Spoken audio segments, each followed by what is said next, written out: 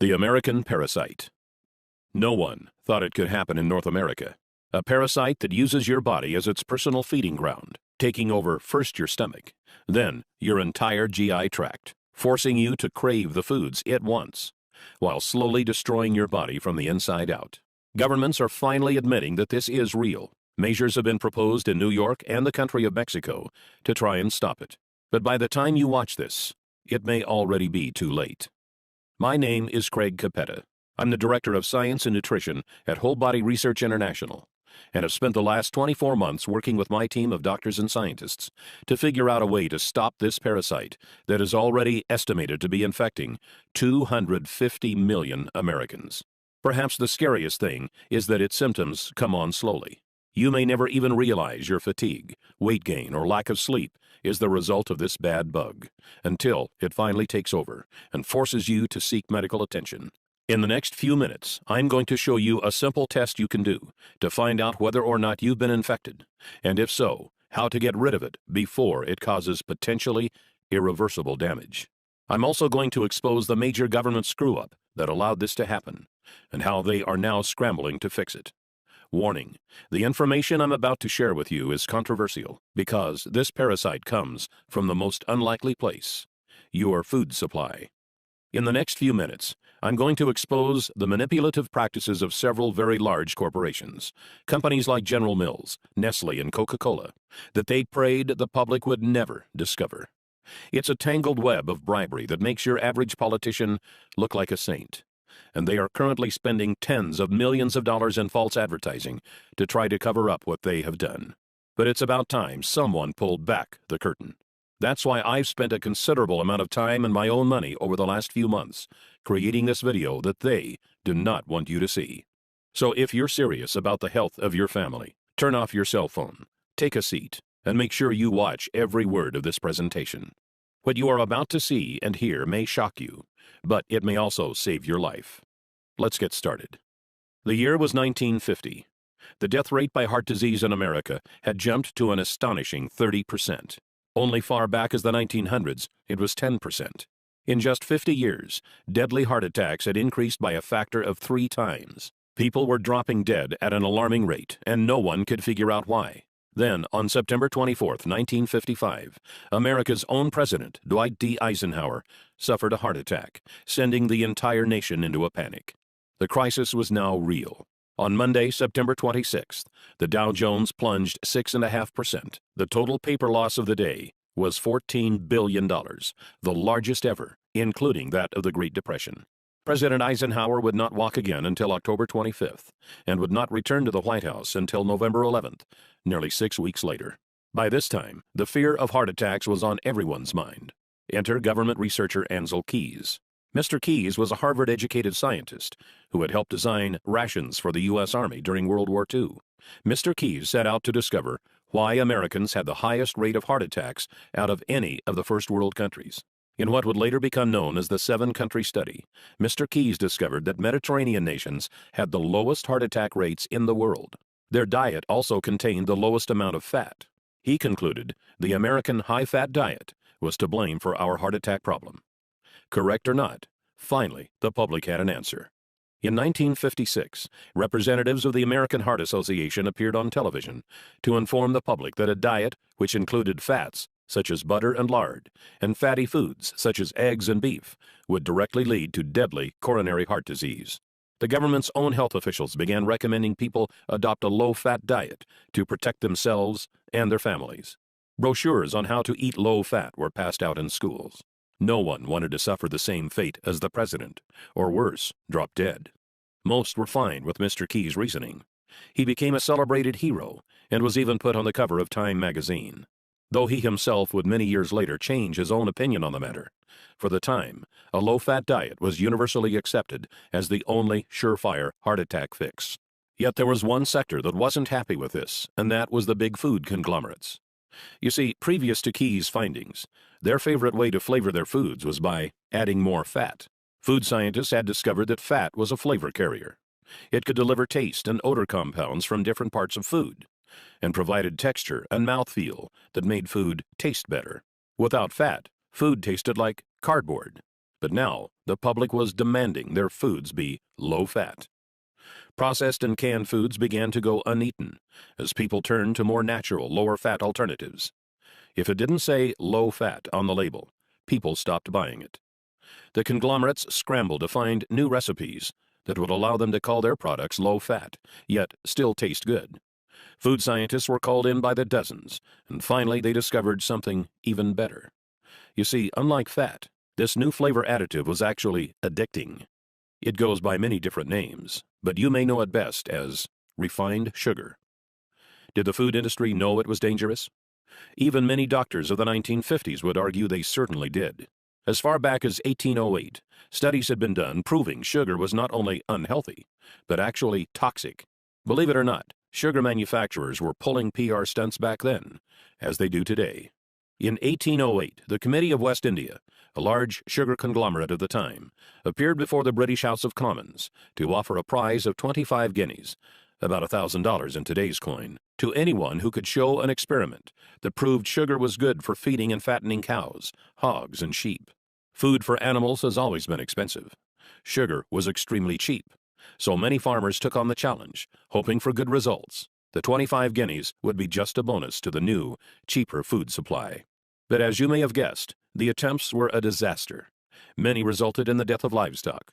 One member of Parliament, John Kirwan, took on the challenge himself, trying to feed sugar and molasses to his calves. After the experiment of this well-known, highly ranked politician failed, the Committee of West India gave up. Then, in 1816, the well-known French physiologist F. Magendie did an experiment of his own involving dogs. He determined that dogs fed with water containing sugar and olive oil wasted away and died faster than dogs fed with water alone. This showed sugar not only had no nutritional value, but actually caused negative effects. This shut the sugar manufacturers up, but just for the time being. Flashback to 1957. Fat was out. The food industry had found foods packaged with sugar were winning every taste test. But would the public buy it? As recently as the 1930s, Dr. Weston A. Price, a research dentist from Ohio, had traveled around the world observing different cultures and their diets.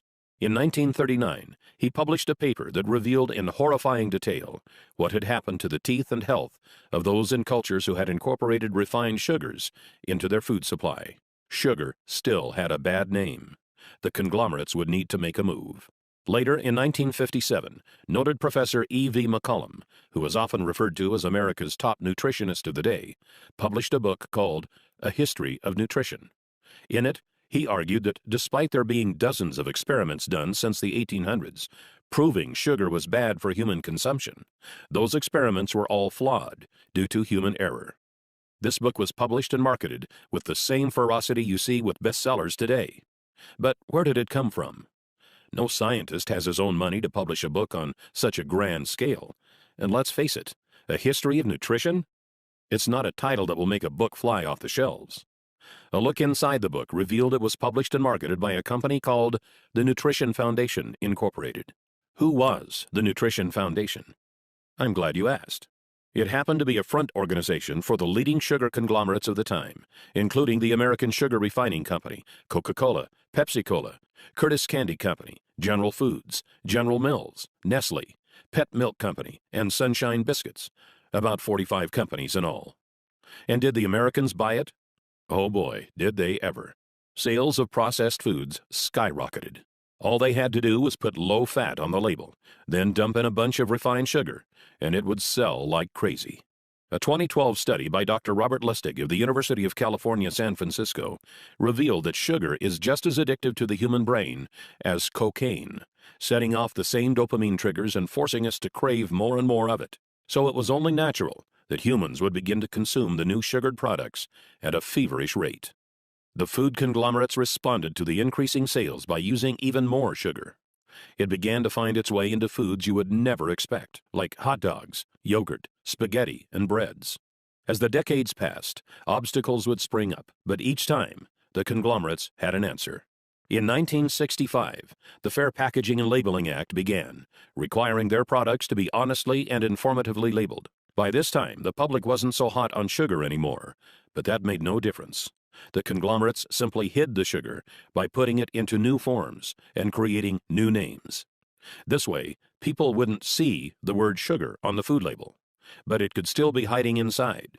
Some names sugar goes by are agave nectar, brown rice syrup, high fructose corn syrup, dextrose, evaporated cane juice, glucose, lactose, malt syrup, molasses, sucrose.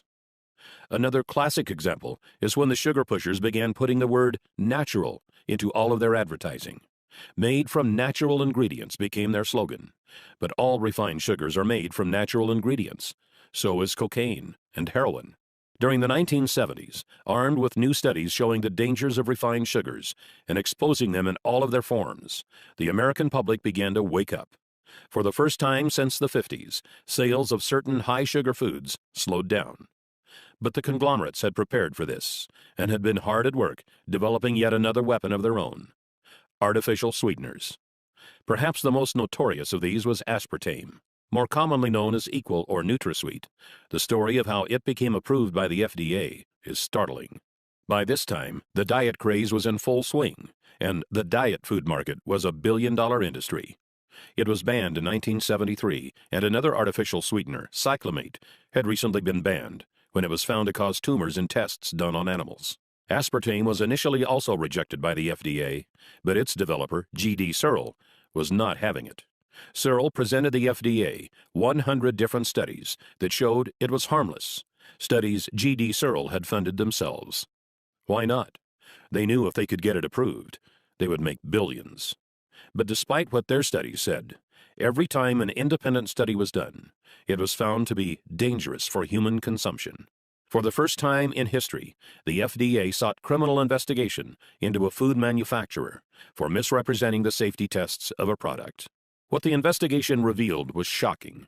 Deceased lab animals from the tests were not autopsied for months or even years after their deaths, so that rotting would render any tumor data inaccurate. Other animals were found to have tumors cut out and thrown away. Then the animals with the removed tumors were labeled as normal. Obvious tumors were labeled as normal swelling. The FDA easily ruled that aspartame would not receive final approval. But what would follow was a set of dirty political tricks that must have made Abraham Lincoln roll over in his grave. G.D. Searle first arranged to actually hire the U.S. attorney who was leading the investigation. Samuel Skinner first resigned from the U.S. Attorney's Office, stalling the investigation, then went to work for Searle. Later that year, Donald Rumsfeld was hired on as CEO of Searle. Yes, the same Donald Rumsfeld that was Secretary of Defense during the Bush administration. He appointed several political buddies to top management positions and proclaimed he would get aspartame approved within 1 year. At the time, Reagan had just been elected, and Rumsfeld was part of Ronald Reagan's transition team, who was in charge of choosing a new FDA commissioner. They appointed a man named Arthur Hall Hayes, Jr. One of Arthur Hayes' first acts as FDA commissioner was to appoint a 5-person panel to review the final decision to reject aspartame. 3 of the 5 panel members still voted not to approve it, citing the animal tumors as a big concern. So what did Hayes do? Simple. He appointed a 6th member to tie the vote at 3-3. Then Hayes, a man who knew nothing of food additives, decided he as a commissioner should get a vote also. He then cast the deciding vote himself in favor of approval. Shortly after this scheme, Hayes resigned from his position as FDA commissioner, after which he was hired by Searle for a position paying hundreds of thousands of dollars a year. I know this sounds like a tale from a political horror movie, but sadly, it is 100% true. After all was said and done, aspartame was approved. Coca-Cola began using it to make Diet Coke, which they then marketed as a weight loss drink. In that first year alone, the FDA received over 600 consumer complaints reporting headaches, dizziness, and other strange reactions to this new foreign substance our bodies were never designed to handle. But the food conglomerates had won. And since then, over the last 30 years, more and more of these refined sugars, artificial sweeteners, preservatives, and other unnatural elements have infiltrated our food supply, creating essentially a new diet, without ever giving us a choice. The year now is 2013. Governments have finally wised up and are now backtracking, trying to clean up this mess. In March of 2013, New York Mayor Michael Bloomberg fought to lower sugar and sweetener consumption in his city by banning regular and diet sodas over 16 ounces. This September, Paul van der Velpen, the head of Amsterdam's health service, spoke out to call sugar an addictive drug that should be tightly regulated. And just last month, the country of Mexico made motions to put large taxes on sodas, just like the American government did with cigarettes. But like cigarettes, these dangerous additives have now become what feels like a permanent part of our society. So, what is the result of all this? What do these unnatural things actually do once we put them in bodies? Why did the dogs in F. Magendie's study die faster when sugar was added to their diets?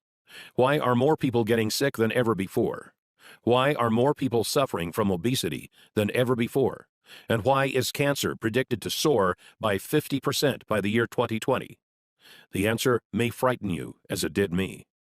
Doctors are now saying it could be the widest spread health hazard to hit North America since cigarettes, polio, HIV, or hepatitis. In our lifetimes, this one thing will affect more Americans than all four of these combined. In 2005, molecular biologists at Rice University estimated it was already affecting 70% of the American population. What is it? It's the consequence of the unnatural elements we've been exposed to, and the deep, dark secret the food conglomerates are right now, as we speak, spending millions of dollars to try and sweep under the rug. They have some help from the killer itself, because this disease takes over your body from the inside. Most never even know it is there, until it's too late. Its name is Candida, otherwise known as the American parasite. Candida is a type of fungi, a single-celled member of the yeast family. Where did it come from? Was it carried over on a boat from Africa? Or did it come from livestock? Actually, no. Candida is a natural resident of your digestive tract, along with 25 trillion other bacteria, some good and some bad. So long as the balance stays in order, which scientists say now is 80% good bacteria to 20% bad, your digestive and immune systems will continue to function normally. But here's where the problem starts. Candida is a member of the yeast family. And do you know what yeast likes to eat? You guessed it. Refined sugars, artificial sweeteners, and preservatives. All of the things that have been added to our food supply in just the last 50 or so years. Maybe you did the experiment back in science class, where you put yeast on a petri dish and fed it sugar to get it to grow. That's what's happening in your stomach right now. Let's take a look at that picture again. These are actual Candida albicans growing in a petri dish. When you feed the Candida, it starts to breed, faster and faster and faster. Soon it has outnumbered the good bacteria in your stomach. Then it makes its way into your upper and lower intestine and throughout your entire GI tract. Before long, it begins to expand into other parts of your body, resulting in serious medical problems that can cripple your ability to enjoy a happy life. Fatigue, weight gain, sleeplessness, bloating and gas, irritable bowel syndrome, constipation, skin problems, fungal infections. These are just the start of the havoc Candida can wreak onto your body.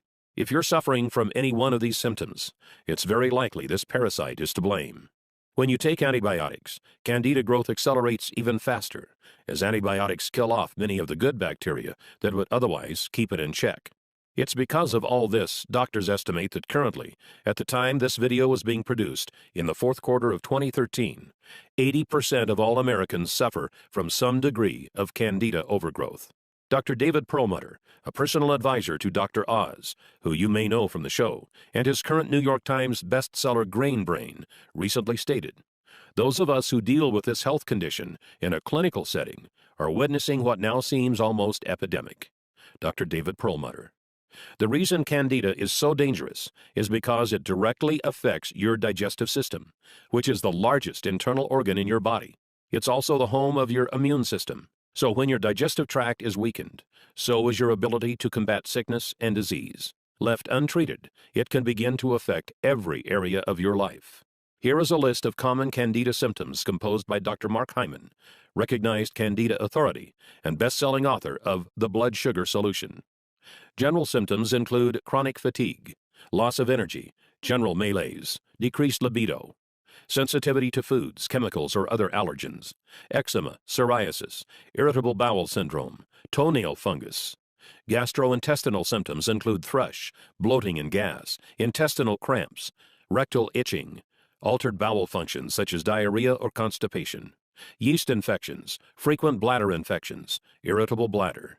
Hormonal complaints include menstrual irregularities like pain or bleeding, premenstrual syndrome, thyroid dysfunction. Nervous system complaints include depression, irritability, inability to concentrate. Immune system complaints include allergies, chemical sensitivities, low immune function. And if your past history includes chronic yeast infections, chronic antibiotic use for infections or acne, oral birth control pill usage, or oral steroid hormone usage, your chances of having Candida overgrowth are greatly increased. One of the scariest things about Candida is the way it begins to reprogram you to crave more of the foods it wants. It hijacks taste buds, brain chemistry, and hormones to make you want foods that make it grow faster and mess you up even more. Breads, sugars, refined carbs, sodas, fried foods, carb-heavy foods like pizza and pasta, and of course, desserts and sweets. Do you often find yourself craving these things? If so, it's probably not because you're a naturally unhealthy eater, but because the bad bacteria has taken over. It's like they're down there in your stomach yelling, "Feed me!" forcing you to want foods that worsen your condition, make you gain weight, and make it literally painful for you to go on a diet that doesn't include them. Candida has also been linked to many studies showing it could be the #1 cause of obesity. As Doctors Carolyn Dean and William Crook write in their 2005 book, The Yeast Connection in Women's Health, most women don't have even an inkling that their symptoms could be caused by yeast overgrowth in their bodies. The number of women suffering in silence, not even knowing what is really wrong, and blaming themselves for failing is, I believe, literally numbered in the millions. Millions of women who can't lose weight and have no idea why. The same holds true for men. Once the excess yeast is destroyed, many find they are able to lose the unwanted weight quickly and easily, even that stubborn belly fat most diet plans can't touch. So now let's talk about how to fix it. Here's the good news.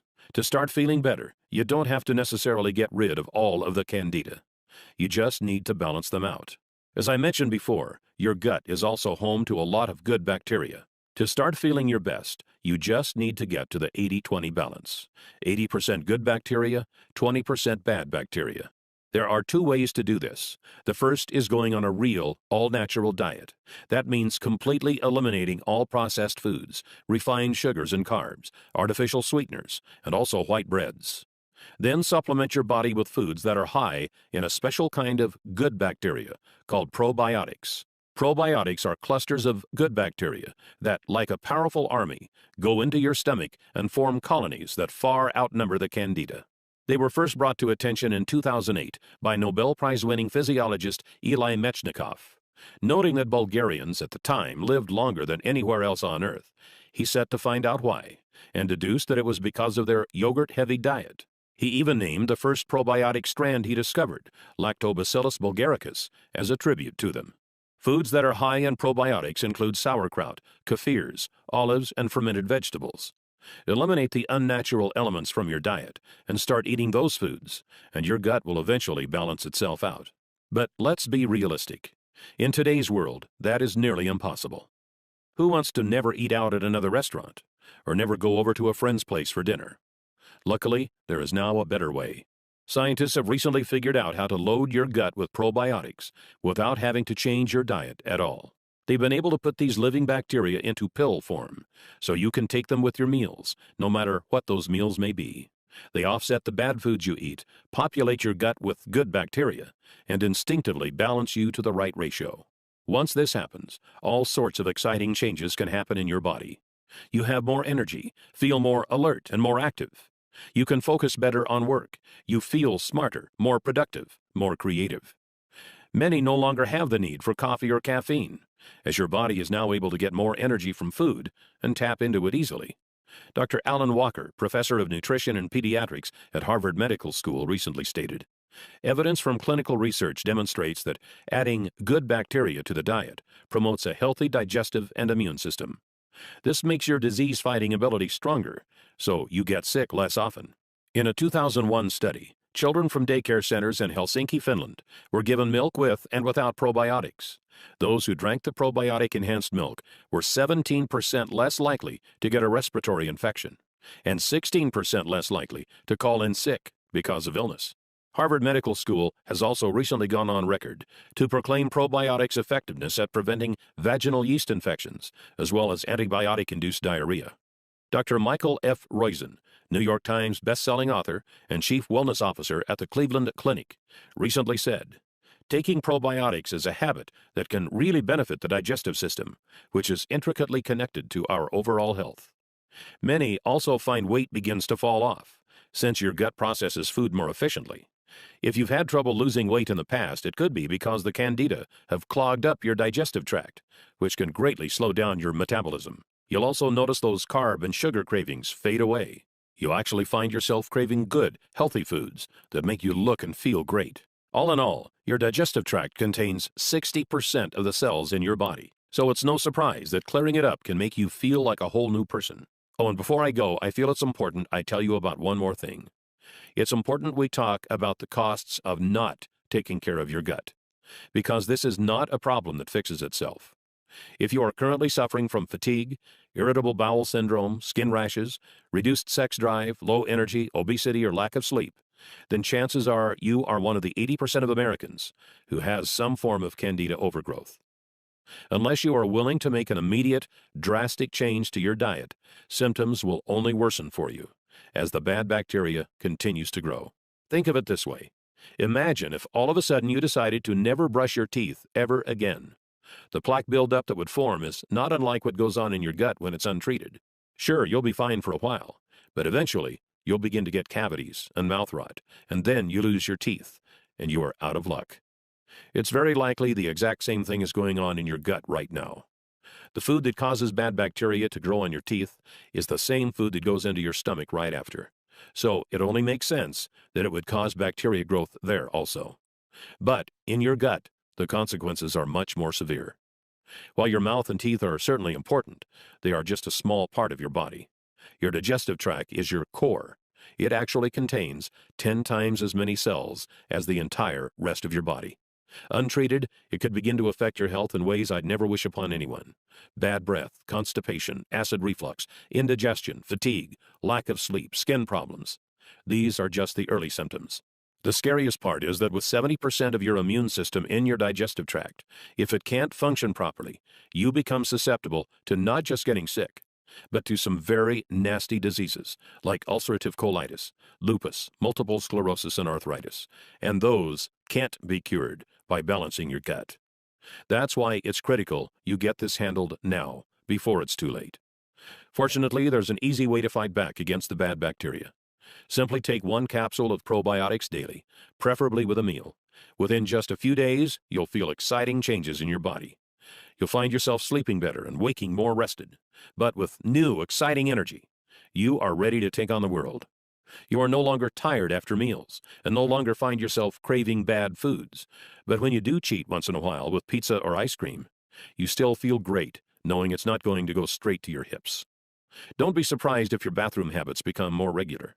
Since you are no longer a slave to your gut, multiple trips to the toilet are a thing of the past. Weight may also begin to fall off, as your body is now a food-burning machine, no longer a fat and sugar storage hub. You'll probably also discover you no longer find yourself needing caffeine, carbs, or sugar. Many claim their sex drive goes up as your body feels younger, sexier, and more vibrant. Your skin may even appear younger and firmer, as your body is better able to bring the nutrients from your food into your skin, replenishing your cells and giving you a healthy, youthful shine. And then, I can't tell you exactly when it will happen. It may be in a few days, or it could take a few weeks, but it certainly will happen. It's something I call the magic moment. The magic moment is when you wake up one day and realize that something is different. Your senses feel more powerful. You are more alert, centered, and on point. The air feels crisp, and your body feels alive. Your serotonin levels have soared, and your soul just feels like everything is right. Then you realize that's the way we humans were supposed to feel all along. And now that your body is running like a finely tuned machine, you know that you always will feel this incredible.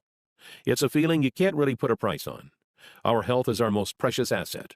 Without it, we can't fully enjoy anything else.